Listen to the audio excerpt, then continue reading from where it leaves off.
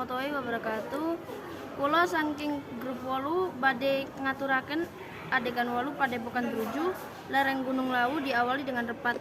Kemudian datang Raden Mas Said bersama Ki Ajar Adirosa di panggung atas. Wonten ugatos menapa Ki duwe panjenengan nggih kula ngatur wonten ing Padepokan Druju menika? Inggih nak Mas, kula namung badhe matur bilih sawingking panjenengan sampun trontong-trontong sulaking tejo kamulyan.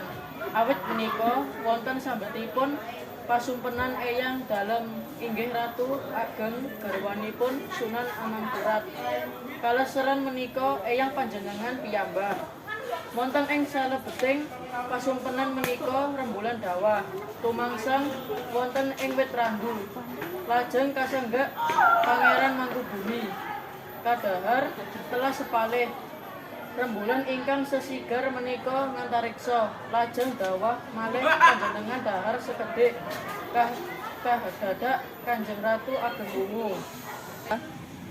Lajeng menika warsinipun menapa Ki? Lalu Keng Paman Pangeran Mangkubumi badhe jumeneng napa? Lajeng ing tembe panjenengan dalem badhe jumeneng Senopati Agung ingkang pilih banding. Sedaya kalawan menapa lawas badan kang lawas lan teguring Gusti ingkang sampun tinius. Gambaran sampun panjenengan tampi rikala panjenengan jumeneng minangka ratu ing Panambangan. Gambar Kencana Sigar Anjur Pamurka Sabar Butek. Menika angin panjenengan kejaran saha Budi Mangsa. Ingkang menika Yoga Wahi angin panjenengan Jurusan Drusu.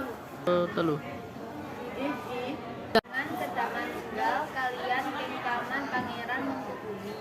Wedal menika ingkang paman wonten ing Sukawati nanging saderengipun keparengan panjenengan tarak brata wonten ing Redi Bangun utawi Riri Bangun.